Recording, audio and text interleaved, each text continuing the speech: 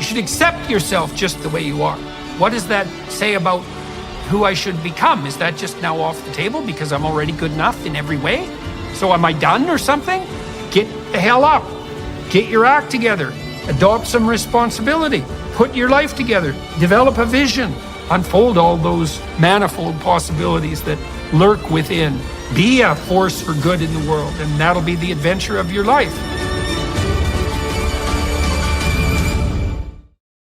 The link between violent video games and aggression is pretty damn minimal. What appears to be the case is that more aggressive boys like more aggressive video games, and there's not much of a causal loop there. You know, a lot of this identity confusion that I see among adolescents in, let's say, junior high, high school, and university looks to me like late manifestation of pretend play that should have occurred at about the age of 3. I'm particularly concerned, like as you said, about video games, not so much because, as you said, of the content, but because of how they outcompete some of these other more traditional nourishments. One of the most effective ways that we can kind of win in the capitalist system is to deliver something that is hyper-stimulating, that's very cheap. If junk food is flavor divorced from nutrition, then pornography is sexuality divorced from the context of relationships. Video games are thrill divorced from physicality, and they can play all day without any self-regulation from having to, the physical demands of actual rough and tumble play. They can practice shooting and running and jumping and all the things that I did as a kid, actually physically. It's not that bad necessarily on its own. The problem is that it's so easily outcompetes the actual thing that we need, which is the real physical play.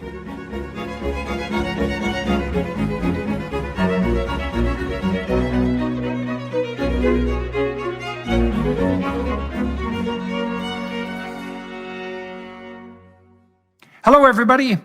I'm speaking today on matters psychological and practical, I suppose, and hopefully also, entertaining and fun, as well as appropriately serious. I'm talking to Rafe Kelley today, who heads an organization called Evolve, Move, and Play. And I'm very interested, have been very interested for a long time in the role of play in the integration and regulation, not only of aggression, but also in the fostering of pro-social behavior at an embodied level. And there's a literature that has emerged over the last several decades indicating that rough and tumble play in particular is important for kids at very early developmental stages, probably from 6 months up to,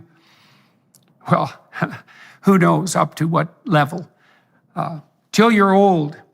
And then that pretend play, which scaffolds in on top of that, is also of primary significance in the development of the ability to act in a truly reciprocal and social manner, a manner also that simultaneously fosters development. So we're going to talk about that today. So Rafe, why don't we start with a bit of your background?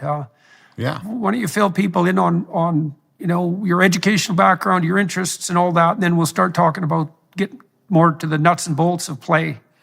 Yeah, I think given that you started with kind of rough and tumble play, it'd be good to start with my early childhood.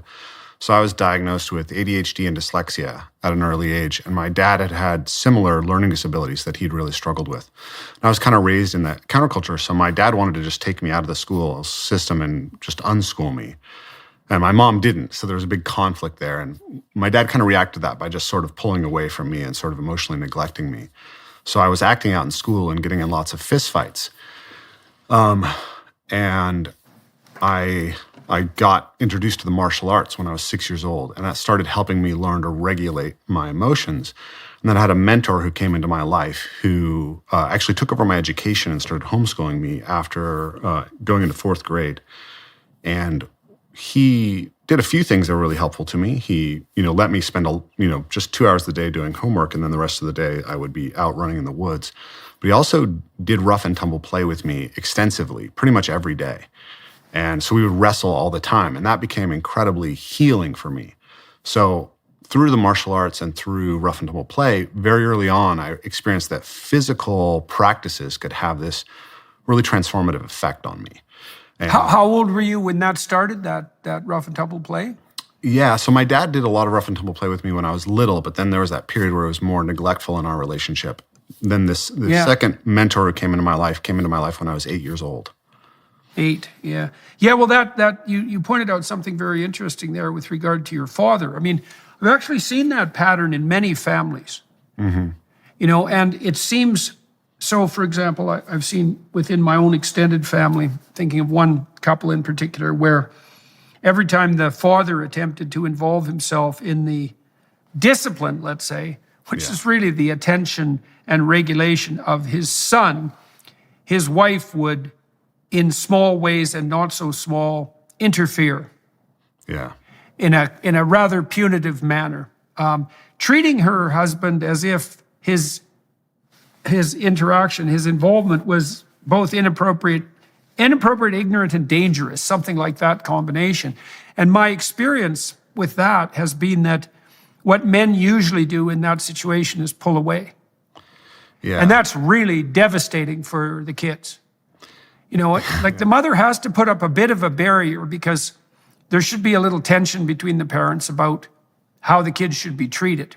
And the mothers tend to be more prone to provide security and comfort, and fathers to provide encouragement and challenge. And getting that exactly right really depends on the temperament of the parents and the temperament of the child. And so there has to be some tension. But it's unbelievably easy for women to be overprotective of their children enough to stop fathers from interacting. And then what often happens as a consequence of that is the women then ask themselves why the hell the father isn't more involved with the kids. And often the answer to that, not always, but often is, well, you punished it out of existence. Every time the father stepped forward to take an interest, you put up a barrier that was non-trivial, a moral barrier often, and you do that 100 times. Yeah. That's that. Yeah. So anyways, that's a common pattern. And so, but you had a lot of interactions with your dad when you were young, very young. Yeah, I had a very good relationship with my dad. My dad's a really interesting and creative person. He's a famous natural builder. And he was very playful with me when I was young. He's a really, interesting person in that way. But he's a member of the counterculture. He grew up, my father was actually in jail during my mom's pregnancy for selling marijuana. So there was real conflict. My mom had reason to be protective in some sense, and my dad was struggling with some of those things. But he and I have a great relationship now. But it did set me up for this sort of crisis at a very early age that then was resolved through getting access to rough and tumble play and then epic literature, which was also really important to me.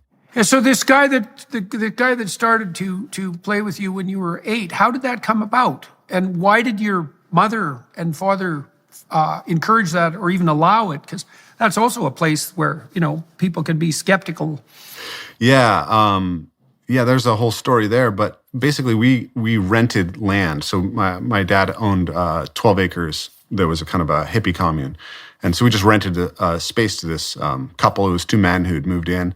And my mom was desperate for babysitters, and he offered himself as a babysitter. And then over time, we just got closer and closer. And so when my mom took me out of school, initially she was going to do some of the homeschooling. And then over time, it was like the demands on her for taking care of the family financially and taking care of my little sister were sufficient that it was very difficult for her. And he was just there and, was willing to do it. And so that's kind of how that worked out. So what I wanted to share was that as I kind of then developed, I was in this Red Cedar Circle, which is a kind of Native American religious group in my late childhood, early teens. And there were a lot of other young kids there whose families were part of it. They were 2, 3, 4 years old. And so by the time I was 12, I started really being asked to babysit these younger kids. And I noticed that they all had this incredible hunger for rough and tumble play. It was like this deep unmet need that I was seeing in children everywhere. And so I started just being the guy who would roughhouse with kids at any social gathering. And then people started asking me to come over.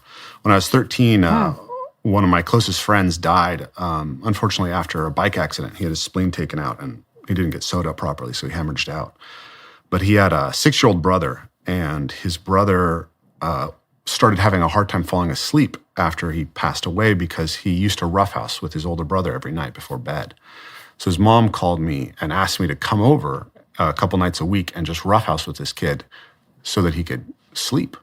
And so I developed a really close relationship with him kind of through that same relationship. So I get to kind of step into that role in facilitating rough and tumble play for younger children, starting as a young kid. And then I went on to work as a mentor for kids in my teens. And then I became a gymnastics coach. So independently, I'd also developed just an interest in general athleticism. And I started coaching gymnastics. And again, I had these young, crazy boys with tons of energy and found that they really just wanted someone who was willing to wrestle with them. And so I've kind of done that repeatedly, and I've really seen how much of an impact that can have. And so when I first came across the play research through a man named Frank Francich in his book, The Exuberant Animal, and I started digging into it behind that, and then came into Stuart Brown's work. And I'm not sure if you're familiar with Stuart Brown, but Stuart Brown was a psychological researcher as well, and he was looking specifically at spree killers, people who go out and kill a lot of people in one go. And he was looking for any kind of common trait in their development that would explain this pattern. And what he found was actually inhibition of play. That if you look at spree killers, they almost always were prevented by their parents from playing. Their parents treated play as unnecessary and as something that had to be restricted. And that this, he believed, was the center of that. And then through Stuart Brown, I became aware of Jaak Panksepp's work. So later, when I came into to your work and started listening to you talk about Jaak Panksepp and the rats, I was like, oh yeah, this is it. And then obviously you've written that paper on rough and tumble play and the regulation of aggression, and that paper was just like, yes, absolutely, for me, because I was put in detention when I was in second grade because I actually bounced a kid's head off the concrete and like bust his nose open. And it was only because someone was willing to go really deep with me into that intense physical play that I was able to let go of that need to express the aggression in the actual social situation and to develop empathy. That's what I think is so incredible about, what you've talked about and what I've seen is that we think that it's like just mocking out combat and building the skills of combat, but actually what you're really doing is learning the dance of recognizing how your touch and the way that you move with somebody, how that plays out in them. And then that's that kind of really building ground for empathy. Mirroring. Yeah. Well, there's, I have a great paper on my personality course website on the hypothalamus. Mm-hmm. The name escapes me at the moment of the author, but it'll come back. But it's on the hypothalamus. People can go to my Psychology 230 website on my home website under courses. And the gentleman who wrote that paper, who's a real genius, basically put a physiological scaffold underneath Jean Piaget's ideas about the expansion of reflex. And so, we think of empathy as something like theory of mind. Yeah. And that I can understand your pain, but that isn't, and it's conceptual, but that isn't really how it works, because you use your body as a platform to run simulations of other people. Mm-hmm. Like I had a friend when I was a kid, and he didn't have a father, and he used to come over when this was before I was in grade 6. My dad actually stepped in sort of as a surrogate father for him. And I used to wrestle with this friend of mine, and every time I wrestled, I got hurt. He'd stick his thumb in my eye or some damn thing. It was really awkward physically, Yep. And I realized even at that age, it was because he didn't know how to play. Yep. And that dance that you describe that's part and parcel of extended rough and tumble play, the reason it develops empathy is because while you're wrestling and playing in that physical manner, you get to see, first of all, where you get hurt, how far you can be extended and how far you can be pushed until the excitement and challenge turns into pain, and there's a limit there. And you want to actually play right up to that limit, which is the exciting limit. And then you learn that that's true of you and another person, but you learn it, right to the edge of your fingertips. You learn it about your legs. You learn it about your back. You have to learn that about your entire body, or you can't map someone else onto you. because you don't know how it feels. Well, that's really a fundamental issue.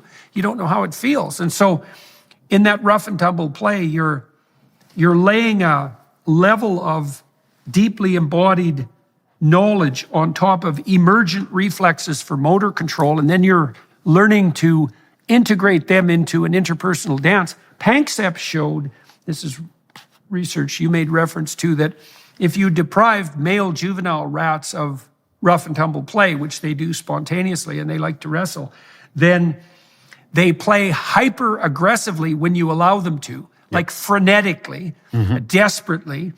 And, which sort of reminds me of what you were saying about your expression of aggression. And their prefrontal cortexes don't mature. Yeah. And you can suppress their excess play behavior with amphetamines, which is Ritalin, for example. And so what really seems to have happened, and this is an epidemic, and it's an appalling epidemic, is that we have all these boys who are likely high in extroversion and openness, so very exploratory boys, some of them more disagreeable, so also that would make them also more, less naturally empathic, who are absolutely deprived of play. And so they're desperately moving because they need to, and then that's medicalized because the goal is to sit down and shut the hell up even though you're 6 years old. And, then the medication, the amphetamines suppress the play instinct. And this is really not a good solution. It's a terrible solution. It's not a good solution. It's a terrible solution. I wrote an essay on this for the Good Men Project back in, I think, 2016. It was just literally titled "Rough Housing, Not Ritalin," and that was exactly the thesis. What you just said is that we need to provide cultural spaces for this rough and tumble play to play out for young children. And I experience it all the time. I told you before we started recording that I have a 5-year-old daughter. I also have an 8-year-old boy and a 10-year-old daughter. And so I've been doing this rough and tumble play with them since they were little. And they've started training martial arts when they were little, 4 years old. And so they have friends over, and the friends realize that they're an affordance to wrestle, which they don't necessarily have anywhere else. And so I get to see how a lot of these kids who are desperate for this opportunity become very poorly regulated when they have an opportunity for it, right? What happens? Well, they don't know how to control their force levels. They don't know that it's appropriate to wrestle somebody and not to bite them or to throw things at them, right? Or they can't control their emotions. So one thing I have to work on with my kids is because they've learned jujitsu since they were little. They're used to doing chokes. And I have to make sure they remember, because if you put a chokehold on a kid who's never been roughhoused with, that'll just destroy their emotional regulation completely. And so my kids, they don't for them all this stuff is very natural. They don't but they have learned, and they are learning, and it's amazing to watch how well they can handle it. And so my son, who's 8 years old, he's a little bit smaller for his age, or He's a third grader, and he's just kind of old enough to be a third grader. So he's on the bottom end of that class. So kids will kind of push on him because he seems like he's small, right? And it's amazing to watch him just not have an emotional reaction and be physically strong enough and balanced enough that when a kid tries to punch him, he moves out of the way and he grabs them and holds them with his hand and just stops them completely. So it's really an extraordinary power. Part of what you're pointing to there is that emergent tolerance for provocation, which is also really important later in life, say if you're married, because you need to be able to regulate your emotional response. And of course, the most direct provocation is going to be the provocation that you experience when you're directly physically challenged. And to learn to stay within the bounds of acceptable play while you're being provoked, which is exactly what's happening when you're wrestling, does lay the groundwork for civilized interaction. A lot of people, when they're married, they can't really have a serious conversation. They can't go down into the depths where the real reparation work might need to be done, because they're afraid that if they're provoked, they don't know what they'll do, And what do people do? They break down in tears and have a fit, or they get aggressive, or they respond inappropriately in an aggressive manner, and that can be physical very quickly. And then they don't know what they're doing, so they're very awkward in their aggression. They don't know how to calibrate it. And so because they don't have that underlying complex dance of provocation and response that's all calibrated. They can't ever risk provoking each other. Plus, the other thing they don't learn, which is really important as well, is that, if you're wrestling with someone and playing around, you kind of encapsulate the conflict and you give it a space to make itself manifest. But the rule is when you're done, you're done. Yeah. And then you just return to normal life. And, the other thing that people don't have often is they don't know how to bring a fight to an end. And so they won't start a fight because they're afraid that it'll never end. Yeah. And then they can't talk about anything important. Like it's amazing how much of a catastrophe this really is. So we got to the point in your life where you were about 13 and starting to be hired out as a child whisperer in some sense, right? Well, you see that also. That's a good analogy because you also see that with dogs. If you're training a dog, absolutely. A lot of what you do with the dog is physical play. And if the dog starts to misbehave, the easiest thing to do with it is just flip it on its back and hold it down. It's like, no, when I say no, I mean stop doing that. And, you don't have to do that with a dog very often before the dog clues in. Inflation has consequences. As the Fed raises interest rates to combat out-of-control government spending, long-term bonds are diminishing in value, which is crippling the banks. Depositors are holding their breath and investors are bailing on bank stocks. Diversification has never been more important. The recent surge in gold prices is directly tied to an extremely volatile market. This is why gold has historically been a great hedge against the stock market and against inflation. Trust the experts at Birch Gold Group to help you diversify into gold. Text Jordan to 989898 to get a free info kit on gold. Birch Gold will help you convert an existing IRA or 401k into a tax-sheltered IRA in physical precious metals. With an A+ rating with the Better Business Bureau, thousands of happy customers, and countless 5-star reviews, you can trust Birch Gold to protect your future. Text Jordan to 989898 to get your free info kit on gold today. Then talk to one of their precious metal specialists. That's Jordan to 989898 today. The parallels between why play is so important in humans and dogs are the same. Like one of the things that I found early on in my research into what became Evolve Move Play was actually I was training a dog and I read a book called The Serious Puppy Training Book or something like that.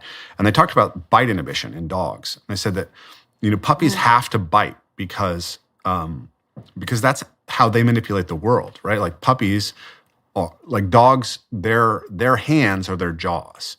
And they want to use them and explore what they're capable of. So a puppy is going to want to jaw spar with you. It's going to want to put its teeth on you. It's going to want to put its mouth on you.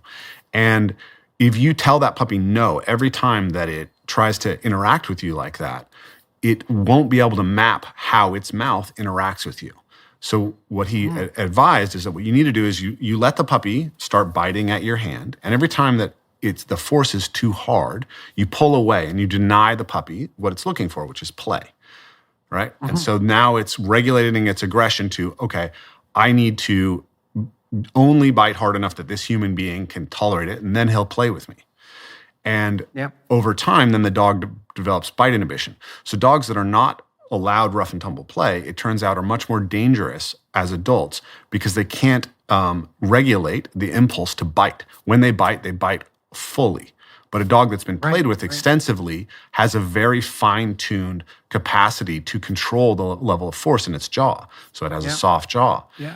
Yeah, well, it's quite miraculous, with dogs, given that they're essentially wolves, If your dog is well-trained, you can even play with him with one of his chew toys or his bones, which is really pretty damn amazing. And a well-trained dog is unbelievably judicious with its bite force, and it will also play differently with little kids than it will with adults, which shows a tremendous amount of sophistication on the part of the dog. But that also assumes that, you've batted the dog around and wrestled with it and harassed it and, and pushed it so that it's not easy to provoke.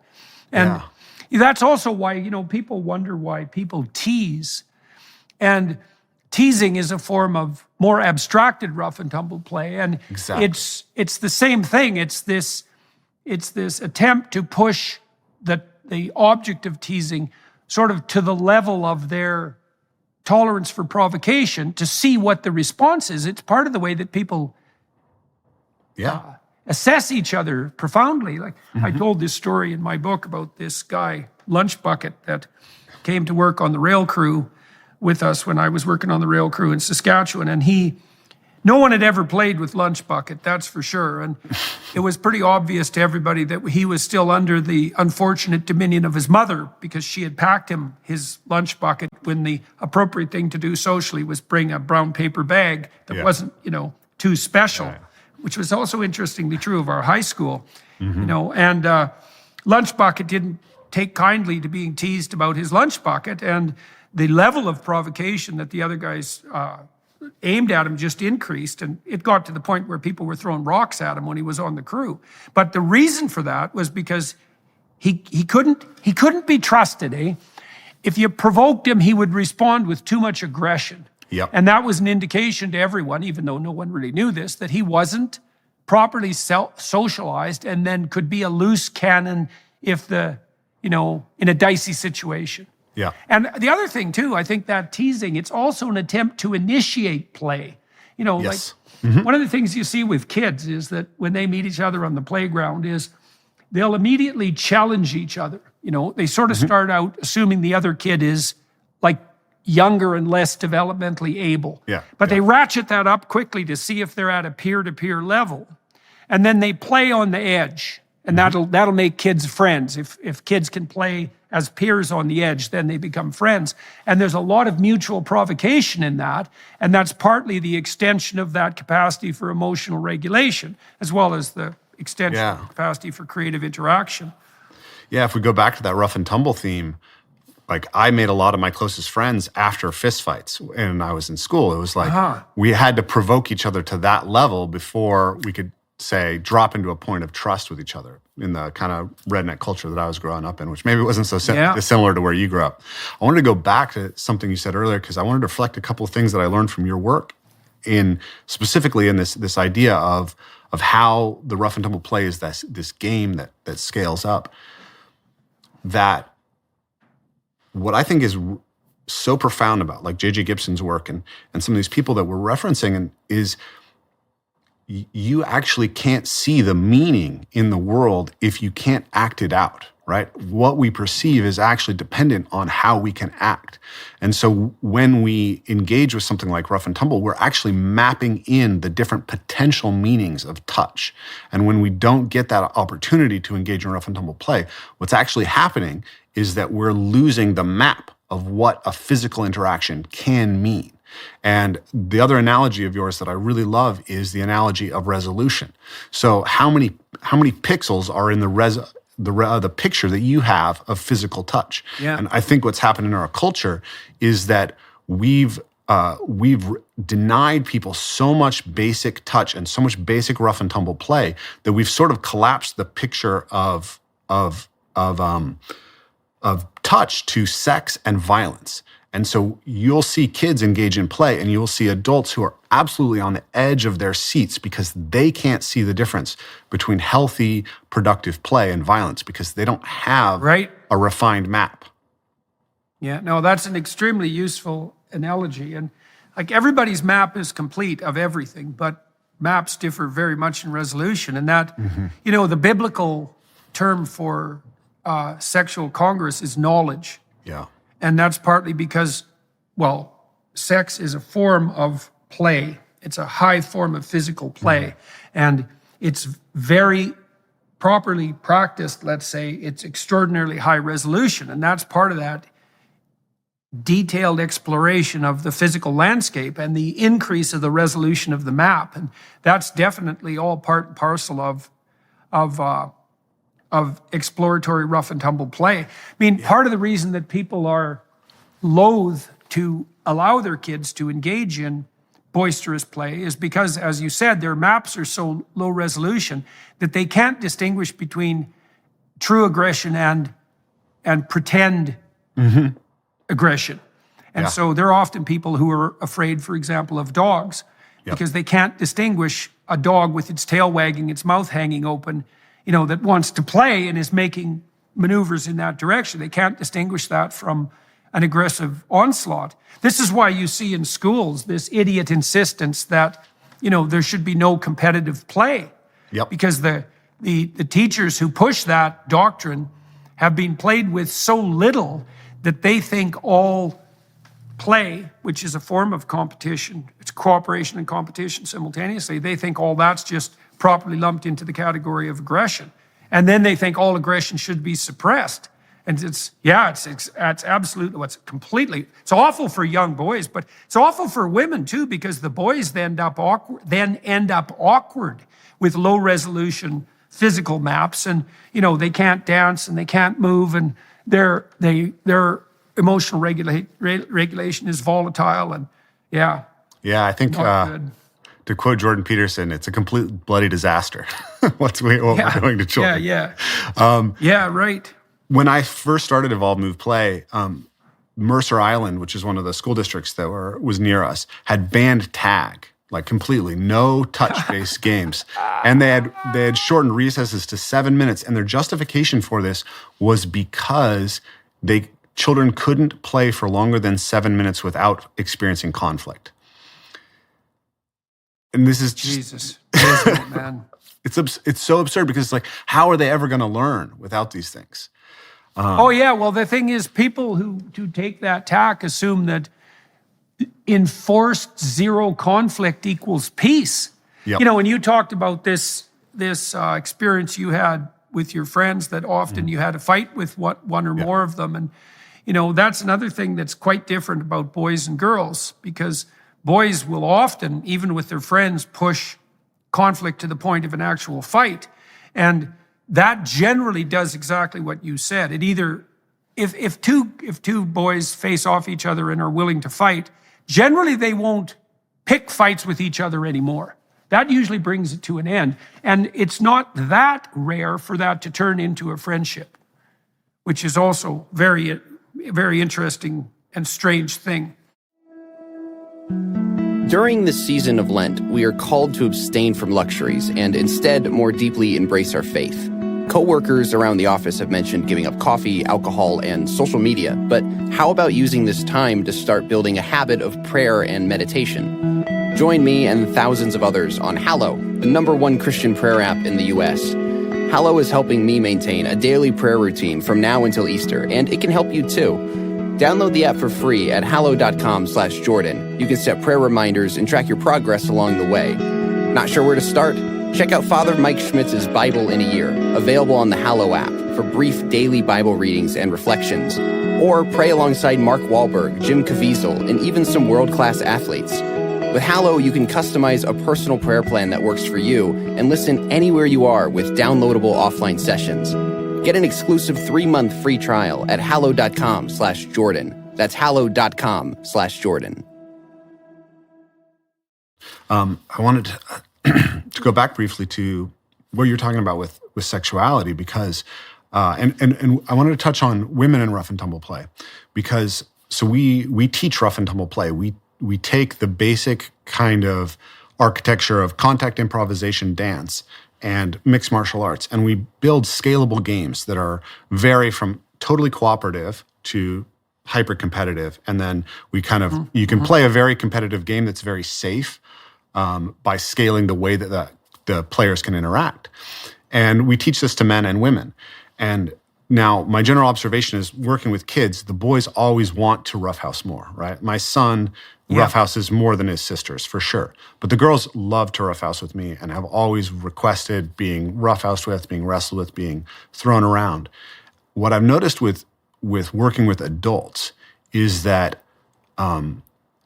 it's often the women actually who have the most profound experience from the roughhousing. And I think that what it is that our culture in general is just suppressing rough and tumble play. But women are more likely to have accepted the culture's story of you can't engage in rough and tumble play. And they have fewer cultural spaces that really give them the opportunity to do that. So they don't necessarily play like football or get involved in a wrestling team. And so it's often women who come to us who will say, this was incredibly healing for me. And one of the things that they say is it really changes the way that they feel about men and like helps the sort of gender conflict to be able to experience doing something very competitive and physical that has no sexual element with a man. And that is really healing for them. And to then bridge to the sexual aspect of it, obviously men and women have to figure that out. But there's also research that shows that if you deny rough and tumble play to juvenile rats, the male rats can't successfully engage in courtship behavior and mounting behavior once they become adults. So if you look at the... I didn't know that. That's very interesting. Yeah, and you look at what's happening in our culture right now with the just complete collapse in the ability of people to form partnerships. This, I think, is part of the story as well. We're denying them the basic sort of sense of mapping and touch and connection that is fundamental to forming any sort of romantic relationship. Yeah.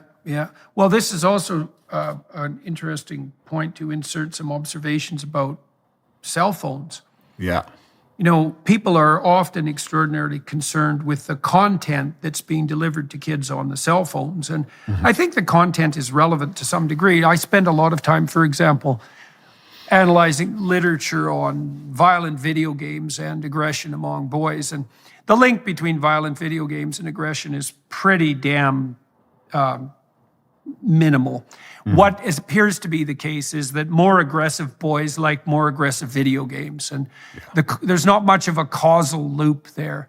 So, and the reason I'm bringing that up is to indicate that content of what's being delivered on the cell phone might not be the primary problem. That might even be true for pornography. What is certainly a problem is the fact of the substitution of the screen for such things as direct rough and tumble physical play, or even abstracted pretend play. A lot of this identity confusion that I see among adolescents in, let's say, junior high, high school, and university looks to me like late manifestation of pretend play that should have occurred at about the age of 3.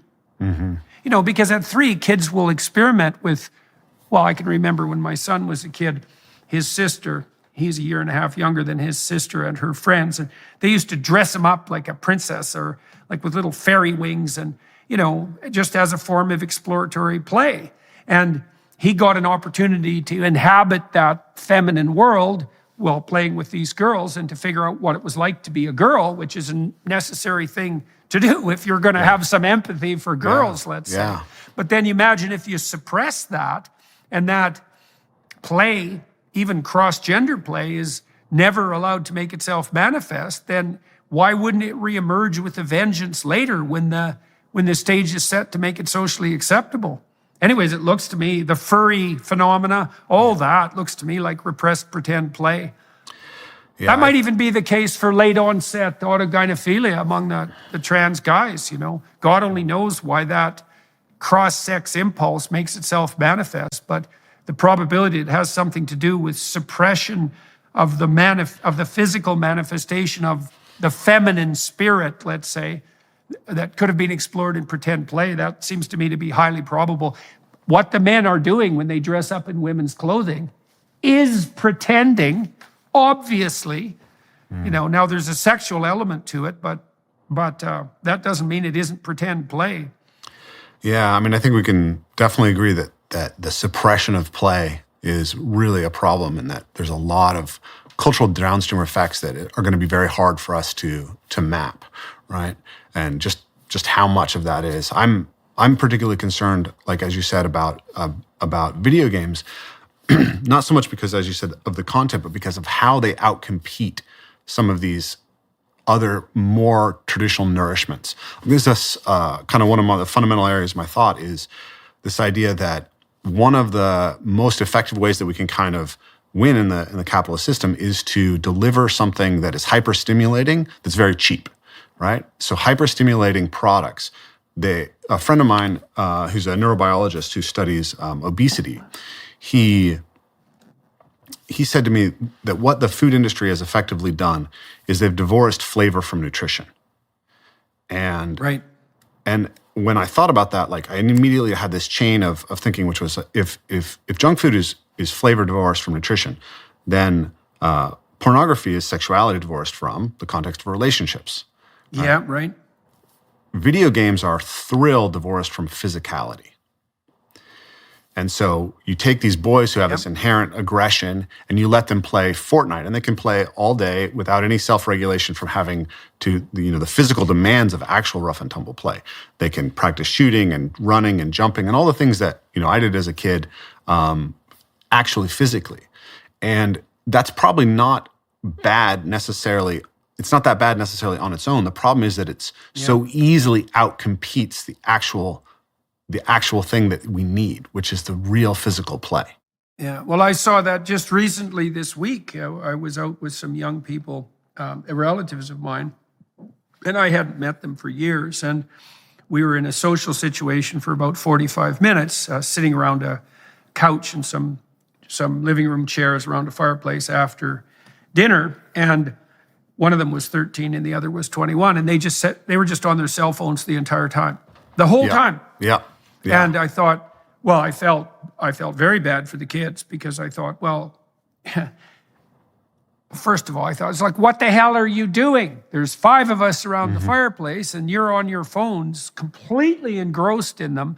And I don't know what you're doing on your phone, but whatever you're doing, you're not being here now with actual people. Yeah, absolutely. And I think their whole lives are like that, and part of the reason kids are so confused about their identity is because their identity is never played out in the actual world. They're in these virtual delusions. Because what you're describing is actually a kind of delusion, right? It's an artificial world that isn't properly mapped onto the real world. So delusional landscapes of entertainment. And that certainly is the case for pornography. Yeah. So this kind of gets to the center of my message, I think that in order to address the meaning crisis, we actually have to kind of invite people back into their body, and that there are fundamental reconnections that we have to make with the world. We have to renew that relationship with the world. So we've been talking a lot about the rough and tumble play, and I think of that as one of like 4 fundamental, or so let's say 5 fundamental connections we have with the world, and those are kind of the internal connections within the self, the body to itself, the body, mind, spirit, emotional aspects. So I think of it as like the somatic and structural layer. And then there's the body to the environment, how we move through the world. And that's parkour, or gymnastics or track and field. But parkour, I think, is the most kind of profound expression of it. It's the closest to the sort of exploratory locomotor play that you find in every culture and in and really in all other animals almost. And then you have the object manipulation. Human beings, of course, are tool-using animals. So right away, kids want to play with sticks and balls and ropes and manipulate them and put them in their mouths when they're little and figure them out. And then there's other people, which is the rough and tumble aspect that we've talked about. And then the last is, I think all of those things put us in relationship to something transcendent. When we go out and we do parkour in nature and we work with people, there's an emergent spirit that you can experience. There's a sense of the broader things that you're embedded within. And that in order to cultivate wisdom, we actually have to get all the way down into the body, all the way into, like our friend John Vervaeke would say, that those lower 3 Ps of knowing, the participatory, perspectival, and procedural, those have to be played out through embodied practices. And so that's at the center of it.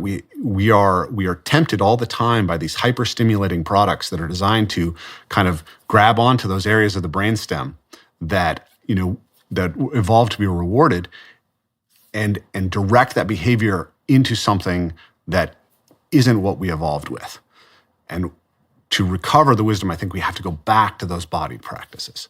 So can let me ask you some practical questions, because a lot of people who are listening, they might not even know how to initiate play. Like people have asked me to write a book on parenting, One of the problems I have with that is, I don't have little kids anymore. And so I kind of forget what I know, It was never exactly explicit. Now, I was very fortunate when I was a kid because both my mother and my father paid a lot of attention to me. And my dad, in particular, is markedly good with little kids. Oh, wonderful. And I think that was because he had a really, really good relationship with his grandfather and had a lot of attention paid to him. And so that was just an embodied practice, let's say, in our household. And so I know exactly what to do with little kids. I'm not the least bit afraid of them. I know exactly how to play with them, even if they're timid. I know how to poke them and, jolly them into a bit of a reaction and to entice them out of shyness. But I don't exactly know how to tell people how to do that. So when you're working with kids who are awkward and who have been deprived of play, and you're trying to entice them into a game, you've obviously thought this through structurally. What do you actually do to get the kids to play? And how do you teach people to play with their kids or with other people? What are the practical aspects? Yeah, absolutely. So when we're inviting people to kind of begin play, there's a couple things that we can do. One is we can think about how we constrain the game, right? So all my teaching is sort of deeply influenced by the constraints-led approach and by the ideas of ecological dynamics. So rather than, say, trying to teach someone how to punch before we let them spar, we develop a game that doesn't require them to know how to punch yet, right? So the first game that we introduce to people, a lot of times in the competitive aspect of rough and tumble play, is just like standing on a narrow surface and grabbing the other person's hand and trying to pull them and off-balance them. So this is a game that works really well to introduce competition because it's totally safe, right? I'm not manipulating your body in any way that could potentially hurt you. So when you say stand on a narrow surface, tell me exactly what you have people do. So like a common one, this game was originally taught to me by a friend, and we just did it on like curbs in a parking lot. But a lot of times at my workshops, so you're on the edge of something. Yeah. So there's a reason why that works.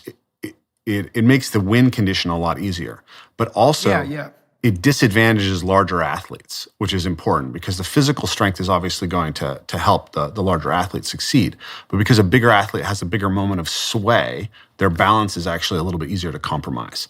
So you can take a small woman and a large man, and if they're both inexperienced, the gap that you would experience introducing them to just wrestling is much lower in this initial game. And so people can get a lot of... So they just grab one hand? Yep, it's and then they hand just versus pull hand. each other off balance. Exactly. Oh yeah, that's cool, because the conditions for victory are very, very clear. It doesn't require a lot of aggression to move forward. It shouldn't be intimidating to people. The rules are easy to learn. Oh, yes, that's a good one. That's something you could play. I often, with little kids, like 2, one of the games I used to play with my kids was just to step on their feet. And they try to step on my feet at the same time, obviously socks. And you can make quite a noise with your foot. And kids find that. And they can back off when they're, they can back off real easily to get out of the game if they're feeling a little bit, intimidated. But, they'll laugh and cheer away at that. And so that's an analogy, I would say, or an analog to this off balance. Yep. Okay, so that's a good place to start. So I was playing with my 4-month-old granddaughter. She could actually play this game. Yeah, it was amazing. It's the earliest I'd seen someone engage in truly reciprocal play. She was really 4 months old. So I'd go 1, 2, 3.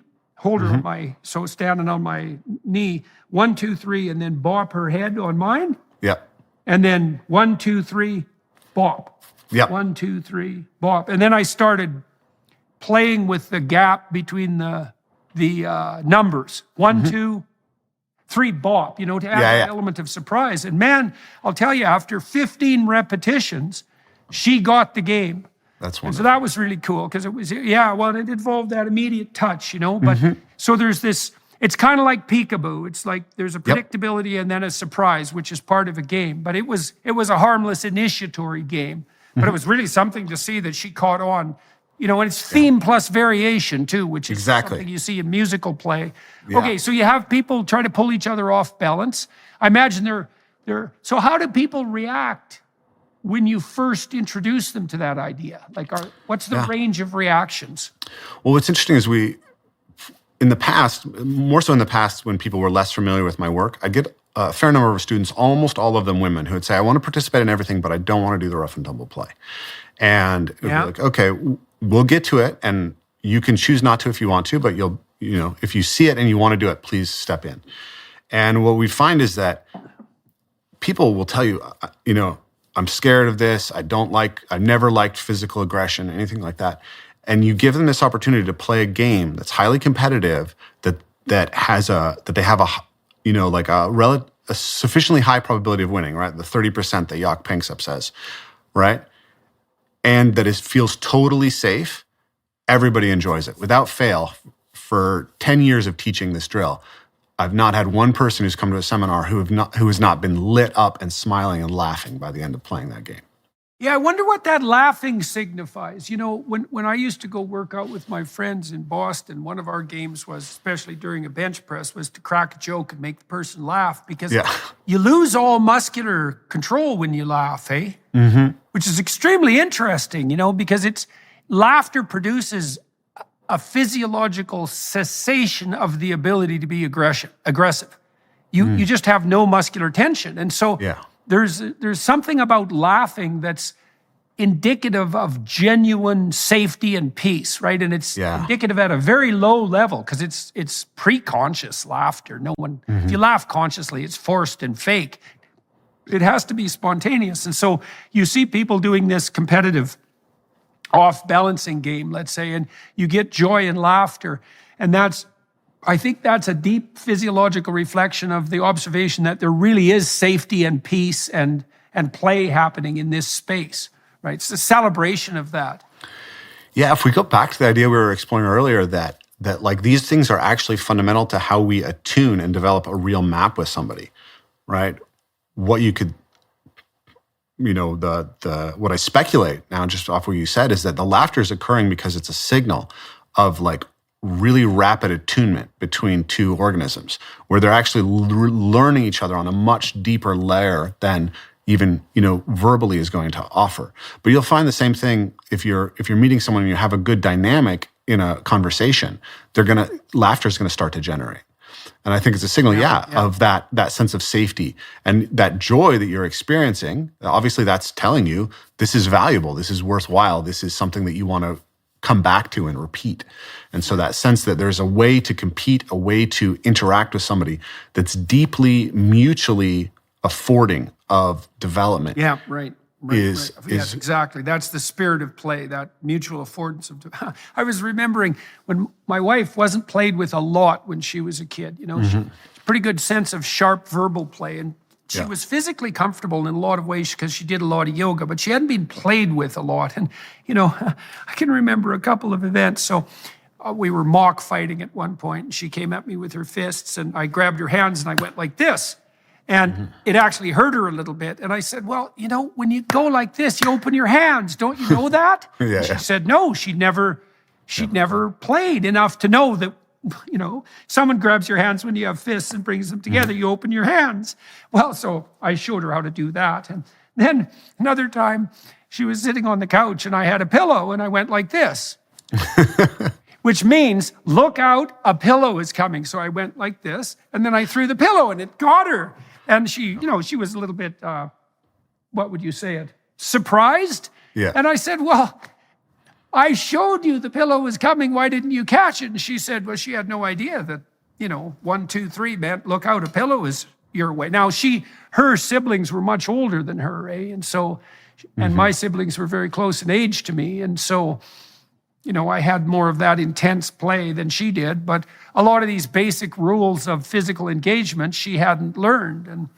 And so, okay, so now you're putting people on the edge, you're having them unbalance each other. Where do you progress from there? Yeah, so the basic structure is we think about what are the tools that we can manipulate somebody's body with. So the first tool that we allow is just the closed hand, right? And then what's the targets? What parts of their body can we manipulate? So now we're just manipulating hand versus hand. So we have tools and targets, and then we have motion. How do we limit the motion? So that constraint of standing on the thing, it prevents them from moving fast. So if you think about a game like football, where you can spear someone with your head with a helmet on it, running as fast as you can, this is a very unconstrained game with a lot of potential danger. So what we're trying to do is just find ways to scale in from there. So the first thing that we're going to do is just go from you can only manipulate their hand with your hand to now you have both your hands, and you can manipulate any part of their body below their neck, excluding their genitals, right? So all the safe parts of the body to manipulate. And now you're still trying to off-balance them. And because you don't have to pick them up and throw them or anything. You just have to get them to step off. You still have a really safe game, right?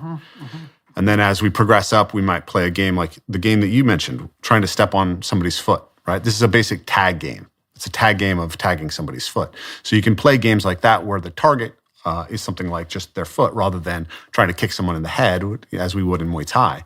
But we're starting to learn how to interpret somebody entering our space, somebody, that gap closing, the sense of rhythm, the sense of timing that somebody has. And all that's going to donate to these games as we move down the kind of the progression.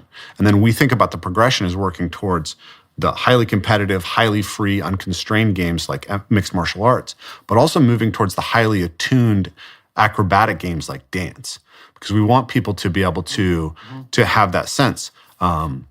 Your next book, I believe, is called We Who Wrestle with God. Yeah, right? yeah. And so I was listening to you talk with John in one of your first interview with John, and you were talking about that idea of like, maybe the right relationship to God is to wrestle with him. It's something that you have to struggle with. And my thought I never was, thought about that precisely in that embodied sense, although obviously when Jacob wrestles with the angel, it's physical combat, right? But I hadn't put that extra piece in there. So that's very interesting and useful. I'll file that away.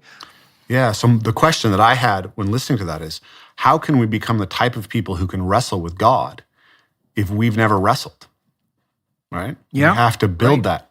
So I said this to one of my groups of students, and it was interesting. It was the women in the group who said, what if the right relationship to God is dance? And I said, it's both, right? It's got to be both. So in the way that we educate people physically, we want to be exploring these two parameters of how we can go deeper and deeper into attunement and the affordances that come with attunement, and how can we compete and press each other right to our edge as much as possible.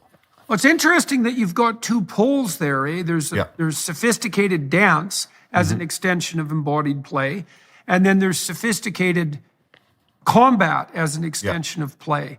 And I wonder do you suppose the dance element obviously maps more self-evidently onto male-female relationships and sex. Yeah. And the wrestling per se has more to do with, I suppose, something like the hierarchical organization of the social structure. There'd be more, because there'd be some dominance and submission associated with that, and the attempt to build something like a hierarchy of competence. But it's interesting that you have those two end extensions for that play makes itself manifest in relationship to. And I don't know exactly how to conceptualize that. Well, let me tell you something. This reminds me of something of another way that I've kind of like taken some ideas that I got from you and extended them in my work. But you've talked about the idea that, dominance hierarchies are older than trees, right? You can look across the animal kingdom and find that there's forms of non-lethal agonistic combat by which we determine the dominance hierarchy.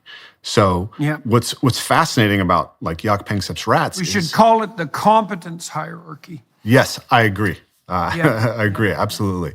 So the competence hierarchy. So rats, when they wrestle, they pin each other on their shoulders.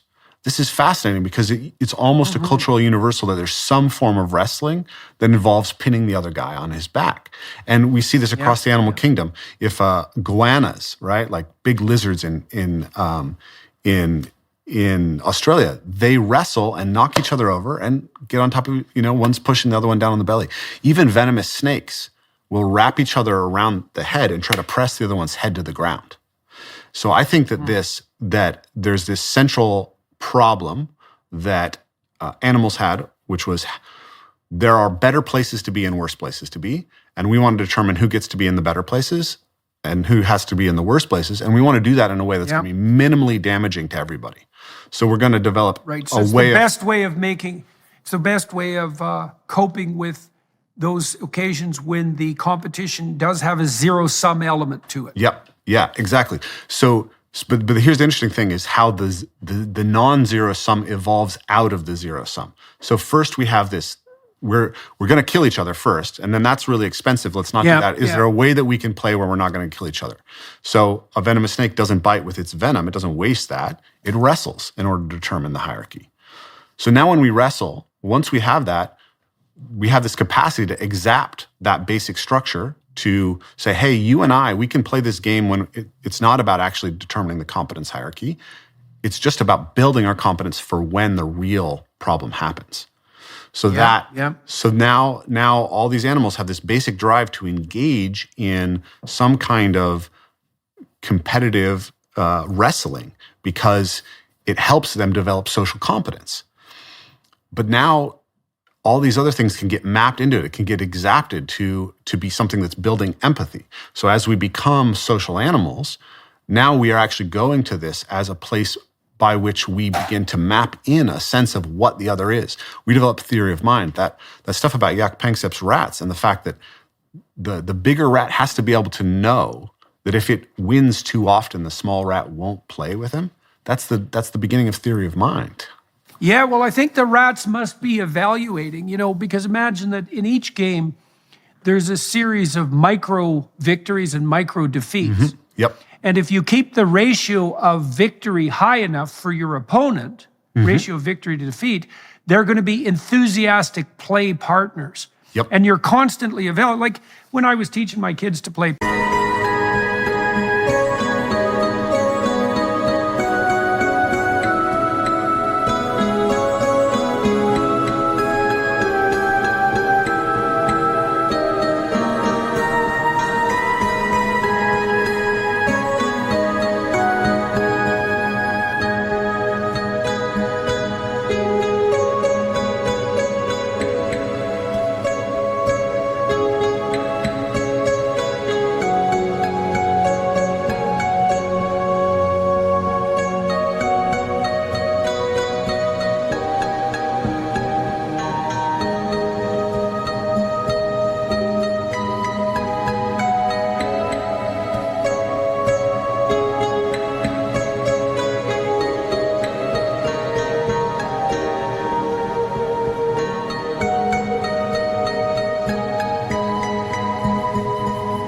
ping pong, they weren't going to win, but they weren't going to lose 21-0.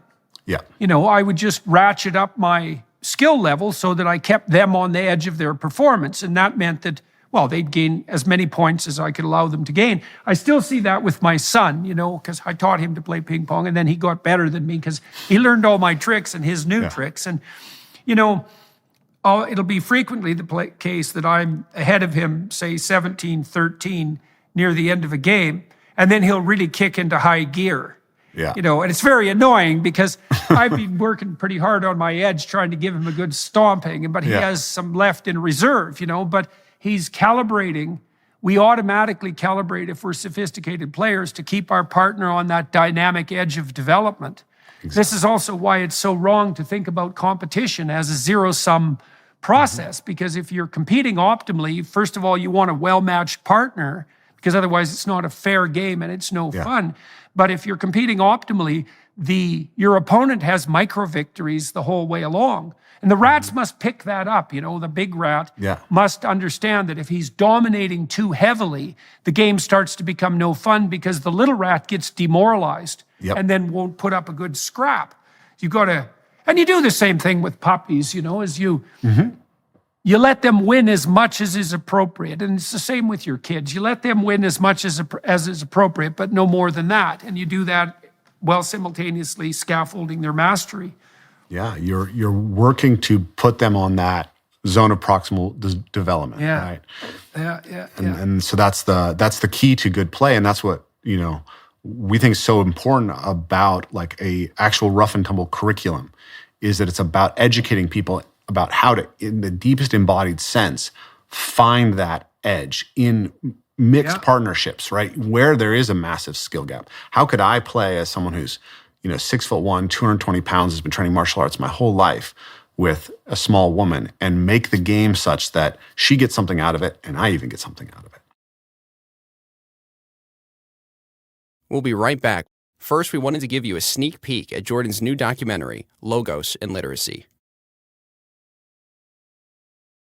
I was very much struck by how the translation of the biblical writings jump-started the development of literacy across the entire world. Illiteracy was the norm. The pastor's home was the first school, and every morning it would begin with singing. The Christian faith is a singing religion. Probably 80% of scripture memorization today exists only because of what is sung. This is amazing. Here we have a Gutenberg Bible, the Bible printed on the press of Johann Gutenberg. Science and religion are opposing forces in the world, but historically that has not been the case. Now the book is available to everyone. From Shakespeare to modern education and medicine and science to civilization itself. It is the most influential book in all of history, and hopefully people can walk away with at least a sense of that. So you have this large set of embodied skills, and now you're playing with an opponent that is not matched at the edge of your skill set. Part of the way you do that, for example, is by imposing arbitrary limitations on the player, so they have to stand on the edge of a curb. What else do you do to limit yourself when you're dealing with a less able partner so that the game is still fun for you? Yeah. So in the play research, they talk about self-handicapping. A classic example maybe anybody's seen is a very large dog playing with a very small dog. So if you see a Great Dane playing with a Chihuahua, the Great Dane will flop on its back so that the Chihuahua can jaw spar with it, right? So it's given up all its capacity to move just so that the game can play out in a way that works for both. So we're trying to educate people as well as we move them through these stages to learn how to self-handicap in ways that are appropriate for them. So I work on this with my kids, right? So if my son is wrestling, my 8-year-old son is wrestling with my 5-year-old, it's like, how can you limit yourself in the game such that it's actually now a fair fight and it's useful for both of you? So for myself, if I was sparring with somebody, right, I could switch to my offside. I'm a dominant, left-hand forward. So now I have to fight with the other side. I can remove a hand. I can't use both my hands. I can create a set of techniques that I have to use. So I can only use, I only give myself a point if I do this thing, not some set of other things that I might be really good at. Right. I can limit my motion. So you adopt a set of limitations until you're evenly matched, essentially. Yep, that's the goal, is how do I find that level of limitation? So for my son and my daughter, they might have a race, and I might say, okay, you guys want to race, we can put her ahead, or we can maybe have you run on all fours and she gets to run on her feet. And then they get something that's mutually rewarding. Right. So let's talk a little bit too about, so we talked about the curriculum of development, and you use basically the equivalent of incremental behavioral exposure, is that you're setting people in a non-threatening initial, highly structured situation, and then you remove a constraint at a time, essentially, as people scaffold up their ability to play. How does the parkour, we should define parkour for everybody, because not everybody listening will know. And why don't you introduce that into it? Because that's also the person against the world instead of the person competing against another person. Yeah, this is the perfect bridge. So I found parkour when I was 23 years old. And I'd been doing gymnastics for some period of time before that. And it's very interesting because I remember really clearly, I was very influenced by The Lord of the Rings. And I remember really clearly as a young, and like 12 years old, realizing that there were no dragons to go out and slay physically. And so when I saw David Bell, the founder of parkour, jumping between buildings, I had this really deep sense that you can do something heroic in life, but the challenge isn't necessarily a dragon out there. It's the fears that are inside you that would prevent you from being able to do what you're going to do. And so I started practicing parkour, and I fell in love with it, and it had this transformative effect on me. And so over the years, I've been like, what is happening with parkour? What is going on? Sorry, just to define parkour for a moment. Parkour is a discipline of learning to overcome obstacles that came out of France in the late 90s. And so it's associated with jumping between buildings, but it doesn't have to be buildings, right? It's just finding obstacles in the environment, running, jumping, climbing, moving on all fours to try to surpass and overcome that obstacle. I could think of it as just playing with obstacles. And I think fundamentally what it is actually just exploratory locomotor play. You've talked about the example of, again, the rat model, right? If you drop a rat into a new environment, it'll first freeze, and then it will explore the environment, but then it will actually play with the way in which it moves through its environment. It will add, variation to how it moves. And by doing so, it's actually mapping all the potential pathways in that environment and increasing its behavioral flexibility. Mapping the affordances and the obstacles, you bet. Yeah. Exactly. So that's precisely what we're doing with parkour. And I think it's so interesting because we're literally mapping meaning into the world. What you develop when you start doing parkour is something called parkour vision. So you've been walking through the world for years and you see a wall, and a wall just means a place you can't go in, right? But now all of a sudden, a wall means a place that you can run up, or a wall means a thing that you can flip off of, or do any number of different techniques. So that wall is now much richer for you. It literally is a source of reward to see a wall, because the relationship between the walls actually code movement that you can use. And Right. And so that's how it maps meaning into the world. And then there's this sense that you're acting out the heroic archetype every time that you go out to do parkour, right? It is embodying that meta myth, because you'll be walking and you'll see a jump that calls to you. And that jump is it's undifferentiated. You don't yet know what you can do, and it has promise, right? Like if you do it, it's really cool, it's exciting. But if you fail, you might get hurt, right? And especially as you scale up your abilities, like the potential dangers can become very, very high. And so you get to play with and recognize what it's like to experience fear at a really deep level. And then you get to go through the physical process of, how does my body handle this fear? What do I need to prepare myself? And then how do I make the commitment and make the jump to the other side? Right. Well, it's a great form of play symbolically, because,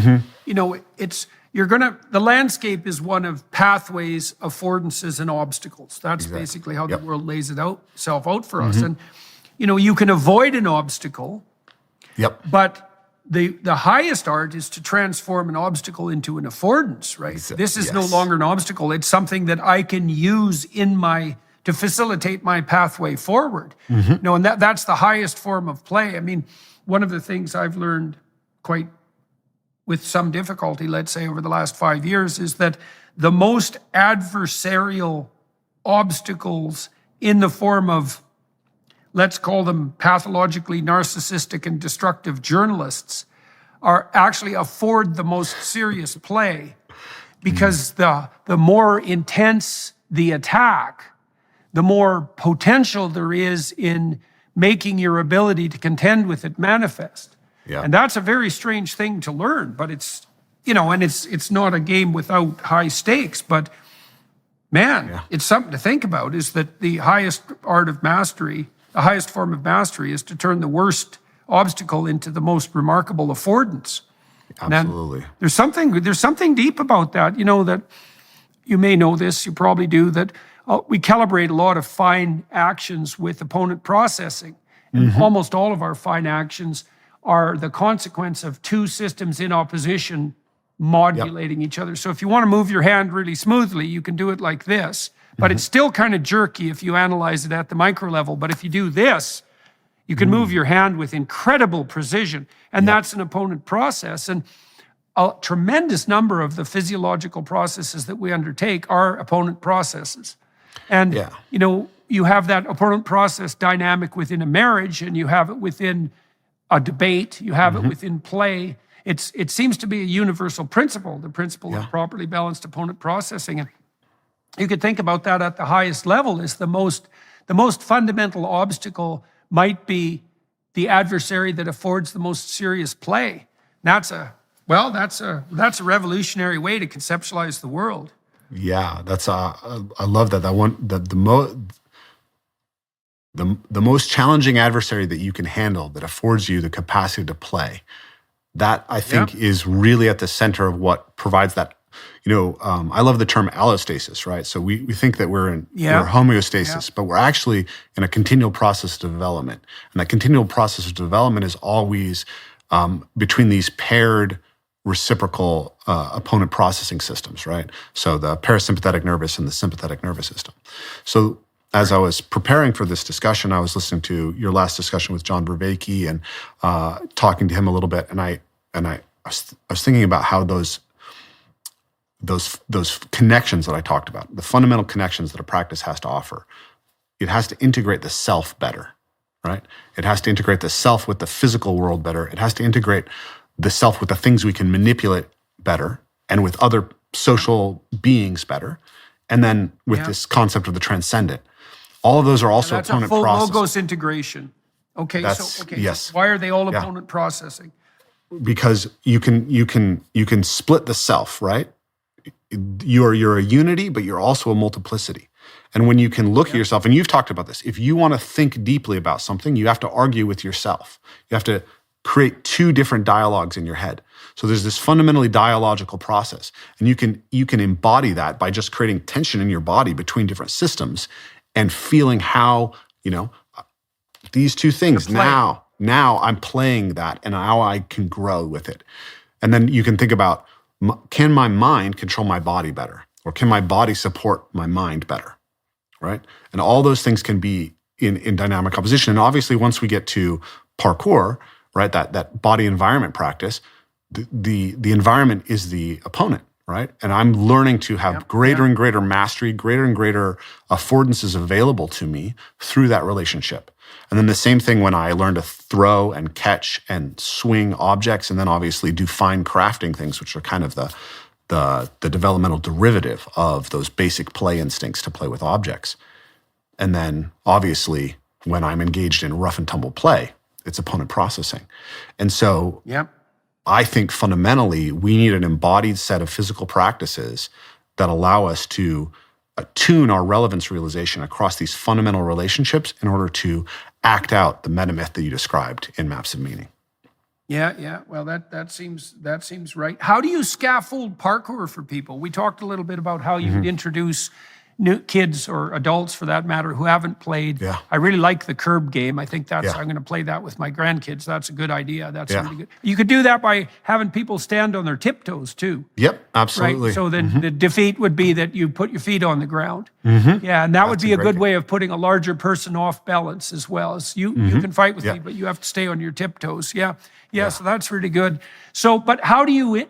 Because I haven't done anything like parkour, and so I'm kind of wondering how would you introduce someone, or how would someone introduce themselves to that realm? Yeah. Well, if you think about it as exploratory locomotor play, everyone's done parkour, right?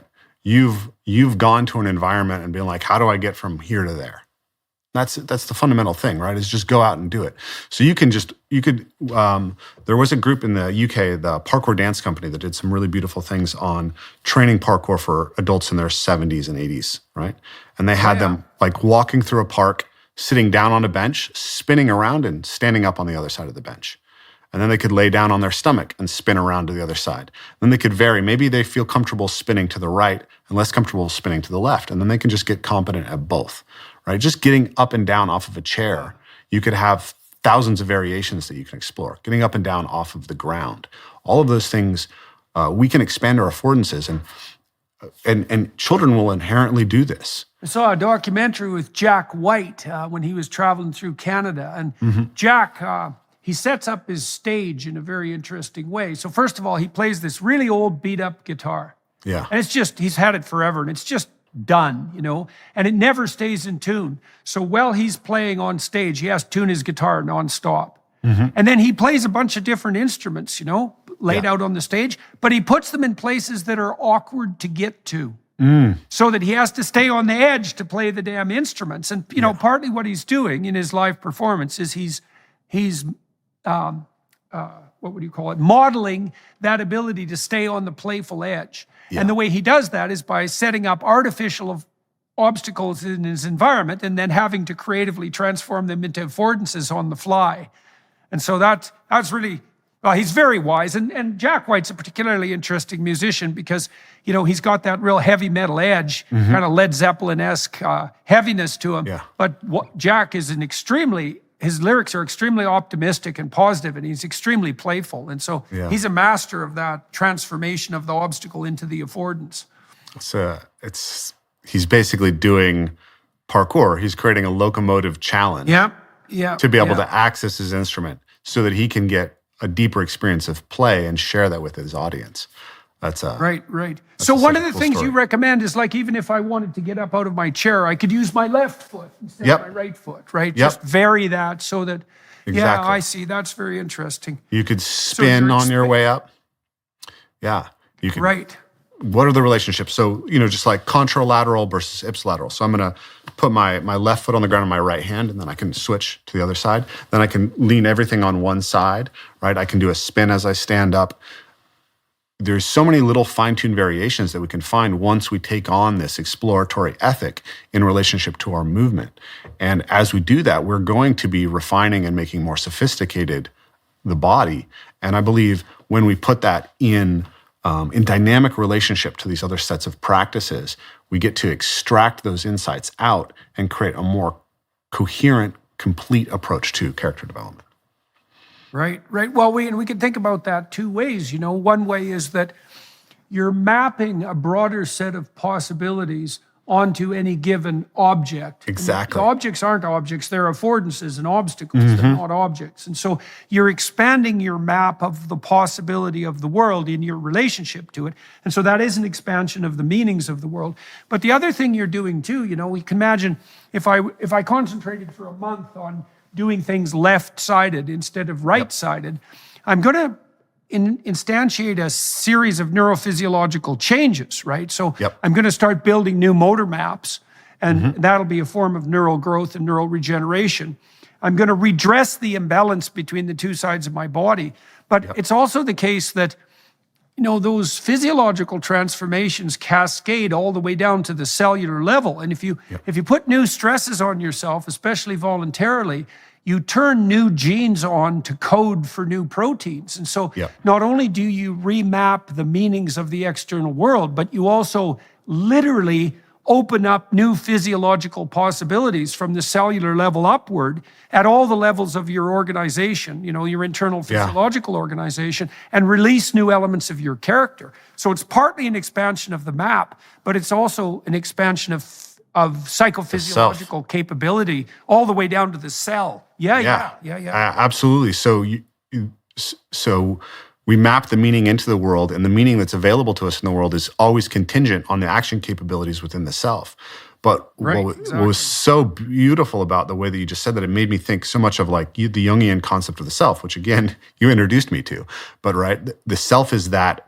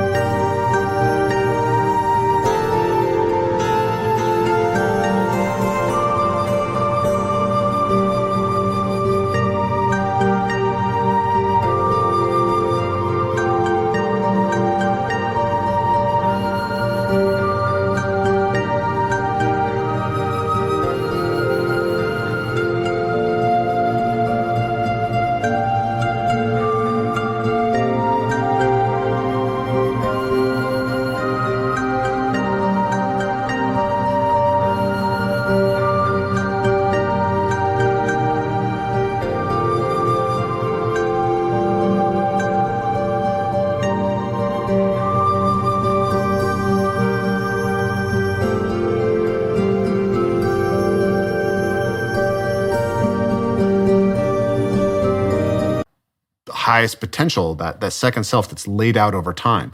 And so what you're pointing out is that when we engage with these physical practices, we are actually, in some sense, being able to bring into the body a more complete representation of that self. Yeah, you bet. Well, you can imagine that coded into the DNA. The DNA is a repository of potential.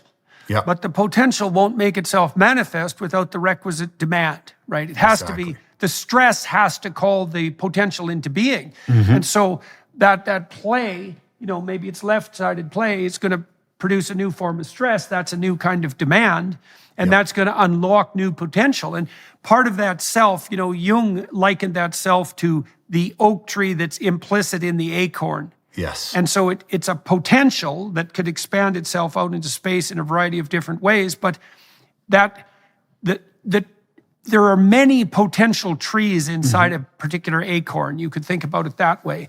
The oak is going to develop differently depending on the soil that it's placed in. Yeah. But that's the case for all of us at any moment, is there are still many potential selves that are locked into the potential of the DNA coding, and that can be enticed outward with the appropriate voluntary stress. The other thing that's interesting about that too is, imagine that not only are you calling on as of yet unrevealed physiological potential, right down to the cellular level, but you're also practicing the physiological instantiation of a particular spirit. Yes. And the spirit would be that of voluntary challenge, right? So all the practices you're describing are undertaken in the spirit of voluntary challenge. Yes. And so while you're becoming better at each skill, you're also becoming better at manifesting the spirit of voluntary challenge. Absolutely. And that's like a meta spirit, right? And there's no reason to assume that isn't encoded in genetic potential as well. And so that idea of communing with the heroic ancestor, you know, if that's part and parcel of the process of ancestral communication, ancestral worship, let's say, if that expands out to something like, it expands out in the Jewish writings into like apprehension of God himself. It's the realization of that implicit potential. It's the practice of the realization of that implicit potential that actually constitutes the union with that spirit. Yeah, that's beautiful. I was literally just reading. I read through all the beginnings of the chapters of Maps of Meaning yesterday, and the chapter on the hostile brothers. Right, in the middle section, you talk about the idea that there's two sort of transpersonal archetypes that we can play out, right, at the individual level. There's the spirit that takes on the idea that the world is inherently good, and that I can reveal that good through interacting with it. And then there's the spirit that sees the insufficiency of the world and falls in love with its own rationality, and that gives rise to a kind of tyranny. And I was thinking about, you know, I feel like the digital worldview the mechanistic digital Cartesian worldview that is sort of predominant right now, it is much more that second spirit, and that in order to step outside of it, in order to reground ourselves, we actually have to physically embody what that is. And that's exactly what these practices do. They take you into acting out that heroic archetype, that exploratory heroic archetype. And as I've built my ideas over the years, what I've seen is that like parkour can be transformative, but it can also fail to transform, because it's only one way in which we relate to the fundamental aspects of reality. But when we put it in dialogue with these other aspects of practice, all of a sudden that transformational capacity is increased. So why does it fail, and why is it so necessary to put it in context with the other practices? Yeah. Or why can it fail? Yeah. When I started parkour, I felt like it had dramatically transformed me. And everyone around me who's starting parkour at the same time, we all had this, messianic. I mean, part of this is just developmental, right? We're all late adolescence in some sense, early 20s. And there's, you're going to be messianic about whatever collective identity that you take on. But nonetheless, we did have this feeling. And then over time, what I noticed was that people would talk about the changes, but I wouldn't necessarily see the change. Or then other people came into the discipline who were hobbyists and they didn't really see the transformative power. So I started asking, how do we get that transformative power? And like the big one that I see all the time is like parkour is predominantly a young male sport. It's like 90% young men who do it. And a lot of times they are kind of nerdy kids. They didn't have a strong sport background. They're small and, not physically strong when they start. And they come into the sport and they develop these beautiful, incredibly strong physical bodies. They get healthier. They change their diets. Their skin clears up. And all of a sudden, they're literally physically beautiful young men. And they're hyper courageous, right? They can jump between buildings and do multiple flips, but they still can't talk to a girl. Right? Right. And it's like, you talk so much about how this has made you courageous, but in this very fundamental thing, you are not expressing that courage. So if we're practicing insufficient generalization. Exactly. So in any practice, I believe we need to recognize that the local game is always kind of a distraction from what actually we're trying to accomplish, which is that general adaptation to the metagame. So if we take on parkour as a practice and we think about it as a practice that builds us towards the metagame, then that's automatically going to start, I think, potentiating the transfer. But then we can ask, is there just a better way for me to cultivate courage right now? Maybe I need to go do Toastmasters. Maybe I need to go to a contact improv class. And when you start to kind of schematize that you need connection and attunement across these fundamental axes, then you can start to piece together the areas of your character that are right. So how did you lay out the axes again? You talked about internal integration. Yes, you talked about integration between people. You talked about integration between the sexes, let's say, and you talked about integration in relationship to the natural world. So those are all different domains of games. Yeah. And you could think of the metagame as emerging out of all those domains, right? You have to be mapped to yourself, you have to be mapped to other people, you have to be mapped to the other sex, you have to be mapped to the world. Yeah. And you can't concentrate on any one of those at the expense of the other without becoming optimally, you're not optimally balanced. Yeah. So the five that I've been using are the relationships internal to the self, right? And those are structural and psychological. The relationship between the self and the physical environment as a set of obstacles and affordances we move through. And then you could nest this within that, but I think it's useful to separate out as human beings the objects that we can manipulate, right? And you see this in play research as well. Play research talks about exploratory locomotor play, object-oriented play, and rough and tumble play. So if we take those fundamentals, so you have the intrinsic, and if you look at like a little baby, how do they start playing? They're like, where's my toe, right? Where are my fingers? How do I move this body? What's rolling? That's like the somatic and structural layer. And then they're able to crawl and cruise and climb, and that's that parkour layer. And then they're able to pick things up and manipulate them. And that happens at the same time, but those are kind of two separate aspects of development. And then they're always interacting with their mother first and their father and their siblings, and the rough and tumble play is scaling up.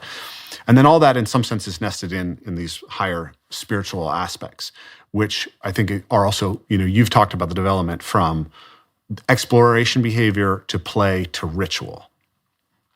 So you can see that development there.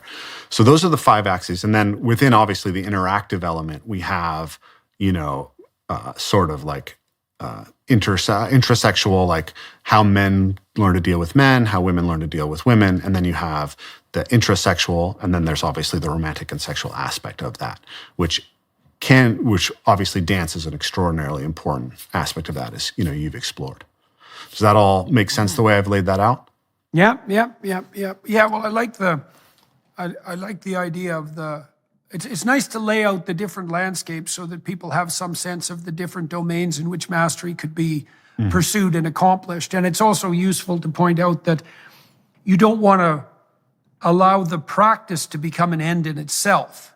Exactly. Right? I mean, the purpose of becoming great at basketball isn't to become great at basketball, it's to become great at being a human being. And that's going to involve a lot of teamwork and a lot of coaching and a lot of mentoring and a lot of fair play and maybe attention to the structure of the sport itself, all of that. But exactly, you don't want to make your discipline a dead end.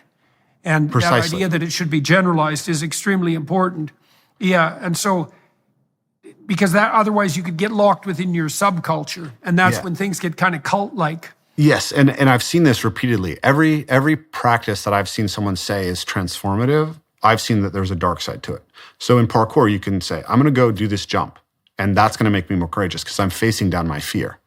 And it can absolutely do that. But there's also this weird way in which you can become a place in which you can reinforce the image of yourself as courageous as you're failing to act it out everywhere else in your life. It's like, no, I'm too afraid to talk to my parents. Well, that's a video game problem too. Yeah. Exactly. Same thing. Yeah. So then take something like meditation, Vipassana, right? You're learning to calm yourself down, to be focused. But then I've seen people who get trapped inside that state and they can't access it outside of it. They can become even more fragile. Their equanimity can become more fragile through the practice. So, but if you take parkour and you take a focus practice, the focus practice helps you actually attune to and get into flow state within the parkour. And the parkour actually creates an arena in which you can test whether your meditative practice is actually having the effect that you're looking for. So by having these opponent processing relationships between all these different practices, that's why I believe that is fundamental to a real cultivation of wisdom. Right, right. So tell me about your enterprise per se. Like if people go onto your website, for example, what do they find? What do you offer? And how can people engage in this and duplicate it, for themselves in their own lives? Yeah, so we have a website, evolvemoveplay.com. On there, you can find online courses that can get you started. They start with parkour and then add in elements of other things. So we have our online courses. People can check those out. And then we teach retreats. That's really the center of what we do. So we're in the middle of kind of selling this year's retreats. We have some soft spots left. So if people see this and want to join us, they probably want to get on that first. In the retreats, that's where we're able to go deepest into this full experience, because we talk about those 5 fundamental practices that I mentioned. It's 4 fundamental practices that afford 5 connections. But then we also go into the mindfulness practices, which are kind of a derivative of the somatic and structural layer, and then into the nature connection practices, learning about the world that we experience and being able to craft and use it, which comes out of those second 2, and then into the dialogical, right? So this is something that John Vervaeke, again, our mutual friend, has really helped us with, is like adding in some of these deep dialogical practices so that we're getting people in conversation, and then doing circles, and then in storytelling and even in theatrical elements to get all of these things sort of coming together. And then there's a ritual aspect to it as well. So we have 2 5 days. So what would people experience? Oh yeah, sorry, go ahead. Yeah. Obviously, you're going to lay that out. Tell me exactly what happens when someone comes to a retreat. Absolutely. So we have 2 5-day retreats and 1 8-day retreat in the summer. And when you come, essentially we'll pick everyone up, and then as they arrive, we will take them through a set of practices that involve both physical aspects, and they're very gentle, sort of rough and tumble aspects, and dialogical aspects, so that they can get as much of a sense of attunement to everyone else in the group as possible right away. Then we'll have dinner, and we, kind of make as much, local, fresh food as we can to support people, because the food element is a huge part, actually, of how people bond as well. And doing that right is really important. And then we'll have an opening ceremony. And that opening ceremony is a way of creating commitment and bond in the group, and of sort of exiting the world that we were in before we entered this. So actually, use a piece of this. So I had a bunch of really intense stuff going on with business and some political stuff in my community that was taking my attention when I got the news that you and I were going to have a conversation today. And so I was like, I need to let go of all of that so that I can show up best for this conversation with Jordan. So I went down to there's a cliff with a beautiful pool of water underneath it. It's about 15 minutes from my house walk. So I walked down there, and I did a little mantra saying, I'm going to let all that go. When I hit the water, I'm washing all that away, and I'm going to be focused on this one thing that's central for me right now. And so I did a mantra for 5 minutes, and I did some qigong practice standing on the top of this cliff. And then I jumped into the water, and I came out, and sure enough, I was so much more ready to be focused once I exited the water. So we'll do a similar type of process with someone when they arrive for this retreat. And then over the course of the retreat, we'll take them to a bunch of beautiful spaces. So there are spaces where we, as I mentioned, jump into water from cliffs. There's actually a tunnel through a waterfall that we have access to and can take people through. And that's a really intense rebirth experience. To actually climb up through this tunnel where water is pouring down on your head is extraordinary. And then there's driftwood on the beach that we teach parkour in, and there's sandy beach that we wrestle and do all the roughhousing practices. And we even play some team sport type games going up this hill of sand, and it's very nice because it's safe because of the sand. And then we have these beautiful trees that we move through. Human beings are descendants of 60 million years of arboreal evolution. So we take people back into moving in the trees. And we take people up to alpine lakes and swim in the alpine lakes. We take people to natural water slides. And every day we're sort of weaving together the basic fundamental structural practices with learning how to move effectively through the environment with learning how to move effectively with other people and with playing games with balls and sticks and ropes. And then we also take them into those mindfulness practices, the dialogical practices, and learning like the language of the birds that we experience around us, learning tracking, learning wild edibles. So they're more deeply connecting and mapping out the connection between the human being and the natural world. So I could go on and on. But, How long have you been doing that? this is the 11th year that we've been offering these retreats. Oh yeah, and so how many people have you offered the retreats to about now? I'm not sure. So the first few years, we just did one retreat a year, and we take approximately 20 students per retreat. And then the last few years, we've been offering 3 retreats a year. So maybe 300 people, something like that. Uh-huh. And so what do people report? What's their experience? And Yeah. do you have any sense of what the longer term impact is in their life? Yeah. I mean, so John said I think he said it was the most transformative experience of his life, which is extraordinarily. Oh, yeah. Yeah, that's an extraordinary feather in my cap, right, to hear that from That's John for sure. Vervaeke. Yeah. Definitely. Yeah. And so why did he feel that? So if I can remember correctly, John and I had a whole conversation about this on his channel, but it was the sense of taking on those intense physical practices and feeling like he was kept right at the appropriate edge for him through the whole time, and then being able to have a group of people who was cohering and giving him a deep sense of connection at the same time, as well as the beauty of the nature in which we experienced. And for him, because he and I had been friends for a long time online, but not having met in person, it was particularly powerful to have me support him through that process, something he talked a lot about. Yeah, well, and I mean, John, like me, we operate a fair bit in the abstract realm, and so doing something that's more physical, more embodied, but also aiming at something profound, can imagine that would be a different kind of qualitatively deep experience. Yeah. All right, and so that's at Evolve, Move, Play. Yep. If people are interested, and what's the .com? EvolveMovePlay.com. And so if people who are watching are interested in following up on this, that's where to do it. We're running out of time here on the YouTube segment of this discussion. We're going to move to the Daily Wire Plus platform. We'll talk for another half an hour. I'd like to walk through your developmental history a little bit more and understand, although we did some of that, but we'll do a bit more of that on the Daily Wire Plus side. So for everybody who's watching and listening, like this notion that our physical embodiment is the platform on which our spiritual development takes place, that's an extraordinarily important thing to realize, that all of that has to be integrated, and the bodily element of it is by no means trivial. The notion that that's elaborated up past internal integration into the social world through play, that's an absolutely crucial, key realization, I would say, especially if you're trying to do something like revivify the child you lost when you grew up, right? You rediscover that in the spirit of play. Obviously, the practices that Rafe is leading people to adopt are centered on that rekindling of the physiological relationship. And so I find that extraordinarily interesting. It's so nice to see some of the concepts that I was wrestling with 20 years ago on the play front make themselves manifest in practice. Anyway, so if people are interested, evolvemoveplay.com, that's where you can check this out. And you can follow us onto the Daily Wire Plus platform if you're inclined. And thank you all for attending and listening.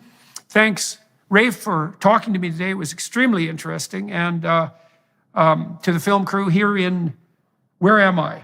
I am in Saskatoon, Saskatchewan. To the film crew here, thanks a lot for your help today, guys. And Rafe, will head over to the Daily Wire Plus platform. It's been a pleasure.